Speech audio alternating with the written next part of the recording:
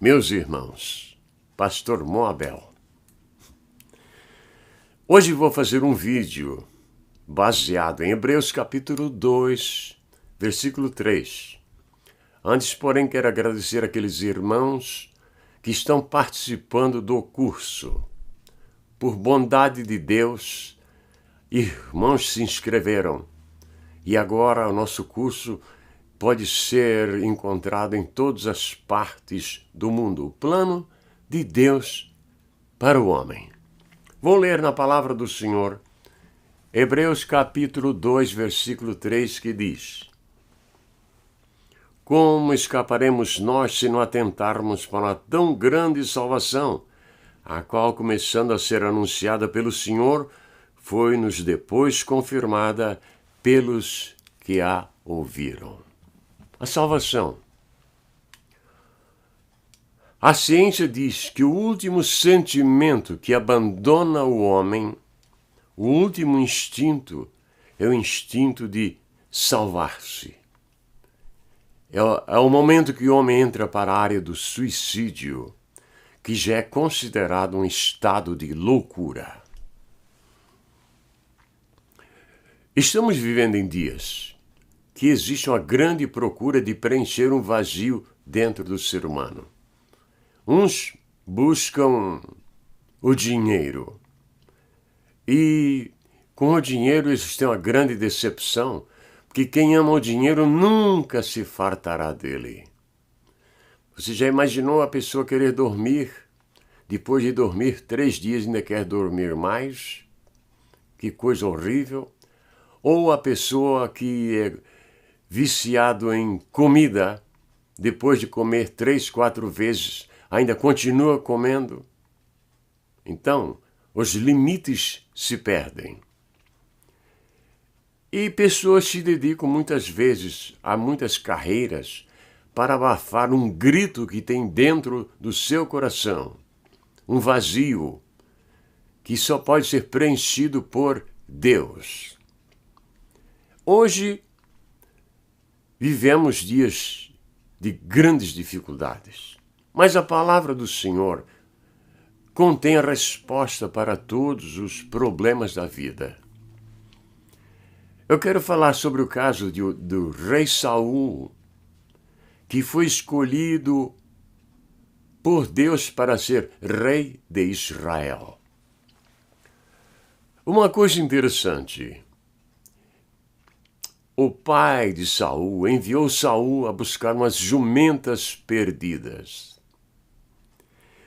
Saul, na sua juventude, foi procurar jumentas perdidas e encontrou um reino, porque encontrou o profeta Samuel.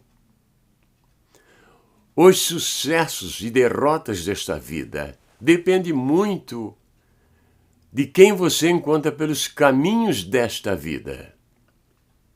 Quando ele foi ungido, ele não demonstrou desejo no seu coração de ser rei de Israel. Chegou até a esconder-se, mas depois assumiu o reino. E quando assumiu o reino, uma fraqueza muito grande apareceu dentro dele. Ele começou a cometer deslizes devido ao ciúme. O ciúme é uma prova que a pessoa é fraco e é medroso também. Não sente uma força dentro de si que pode vencer todos os seus inimigos. Ele não vê, então ele começa a persegui-los. Saul teve inimigos, os piores, que eram os filisteus. Pelo menos 13 grandes batalhas entre Israel e os filisteus.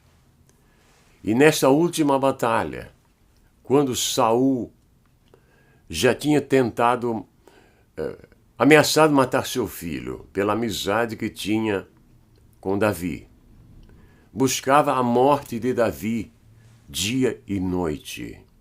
Reconhecia já que Davi seria o rei de Israel. Chegou a dizer: volta para casa, meu filho. volte para casa. Mas Davi não voltou. E muitos diziam: Deus entregou a vida de Saul nas tuas mãos. Mas ele disse: eu não vou matar Saul, não vou fazer nada contra ele. Um dia ele sairá à batalha e alguém o matará, mas eu não vou fazer isto. E os filisteus estavam no vale de Gilboa para lutar contra Israel. E Saul se viu tão oprimido, porque ele era um homem valente. Ele era ciumento, porque via que Davi tinha uma grande aceitação pelo povo de Israel, mas também era um homem de fibra. E foi à guerra. E ele contemplou os seus inimigos à distância. Se acamparam. E Deus tinha se afastado dele.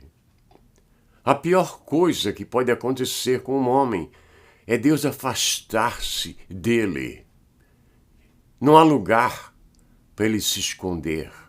Não há lugar para ele encontrar ajuda. E no seu desespero, Saul, que não era mais ouvido por Deus, os profetas também não podiam ajudá-lo. Estava caído da graça. Viajou talvez uns 30 quilômetros, sem comer e sem beber, à procura de uma pitonisa, de uma feiticeira. E chegando lá, a mulher, a princípio, não percebeu que era ele. Mas, quando percebeu, se desesperou e ele, Saul, queria que Samuel aparecesse a ele. Vocês sabem, pessoas que têm amor no coração, eles nunca esquecem os seus benfeitores do passado.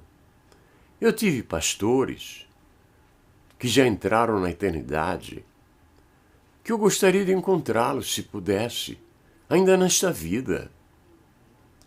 Um dos grandes pastores, José Pereira de Castro, quando eu estava iniciando meu ministério no Rio de Janeiro, levando em conta que eu sou sulista, ele viu tantos jovens iniciando a carreira e todos nós olhávamos para ele desesperados, angustiados.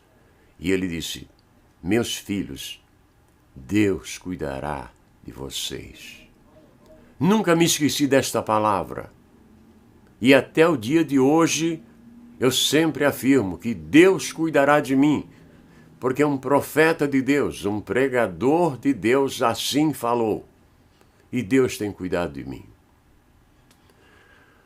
Muito bem. Agora, Saul, um demônio aparece para Saul, imitando gestos de Samuel. É bom lembrar que muitas pessoas afirmam que foi Samuel que apareceu, mas a Bíblia, a palavra de Deus, é contrária a isto e afirma que jamais se pode um vivo comunicar-se com os mortos. Não é permitido por Deus. E muitos dizem, isto foi um ato soberano de Deus. Mentira. Isto é uma mentira diabólica, porque Deus não passa por cima da sua palavra. Ele é o primeiro a seguir a palavra dele, a Bíblia Sagrada. Ele é o primeiro. Então, aquele espírito disse que ele ia perder a batalha, que seus filhos também morreriam. Então agora estava um homem sabendo do seu destino. Porque quem escreveu o relato daquele encontro do demônio com Saul foram soldados que não tinham nada de Deus. Eles só escreveram aquilo que eles viram. aquilo que eles entenderam ser a realidade. Mas quem conhece a palavra de Deus sabe que se Deus não falou através do Espírito Santo a Saul, também jamais falaria através do demônio. Agora Saul sabia o destino da sua vida. Já estava muito tempo sem comer, mas eles forçaram muito e ele comeu e foi-se embora. Foi para a batalha. E naquela batalha ele sentiu-se ferido e pediu para o seu guarda-costa que tirasse a vida dele mesmo. Mas o guarda-costa não quis. E assim Saul lançou-se sobre a sua espada, porque sabia que os filisteus, que não têm nenhuma honra, nenhuma dignidade, iam abusar dele em vida, como abusaram de Sansão. Vocês entendem? Porque uma coisa é derrotar o inimigo, outra coisa é abusá-lo. E ele disse, eles vão abusar de mim, tirem a minha própria vida. Mas o pajem de armas, o guarda-costas, não quis. Mas quando Saul tirou a própria vida, o seu guarda-costas também se matou. Porque ele estava a serviço do rei. Ele queria seguir os caminhos do rei. Naquela batalha, os 3 filhos de Saul morreram. Morreu Saul. Saul perdeu o reino. Perdeu a sua família. Perdeu os seus inimigos. Ele queria escapar. Como escaparemos nós se não atentarmos para uma tão grande salvação?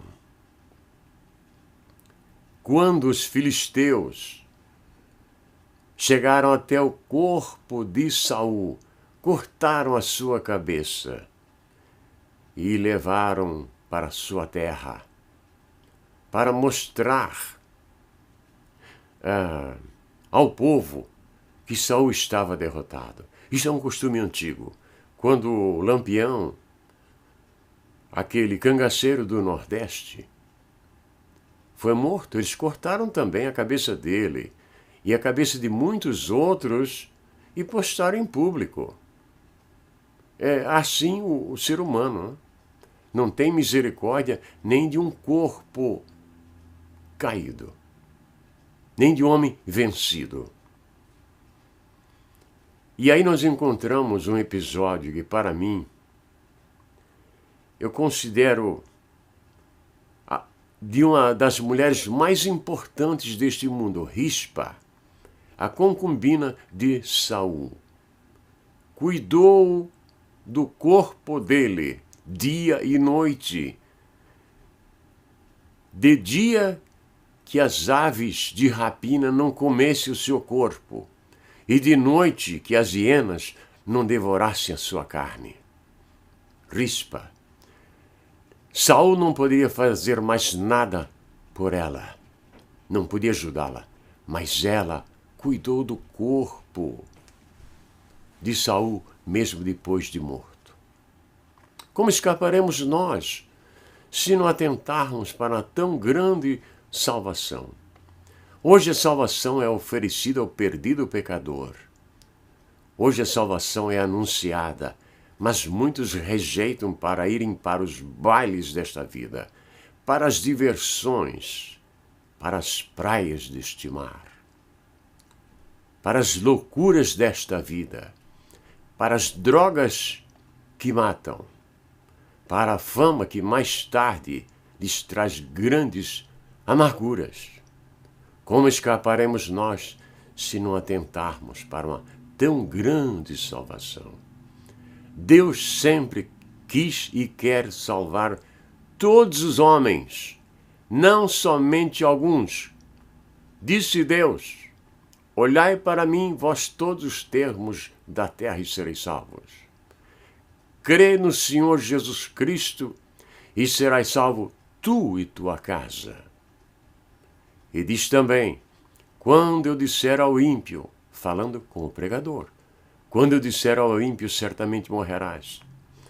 Não falando tu ao ímpio da sua impiedade, aquele ímpio morrerá no seu pecado, mas o seu sangue da tua mão o requererei.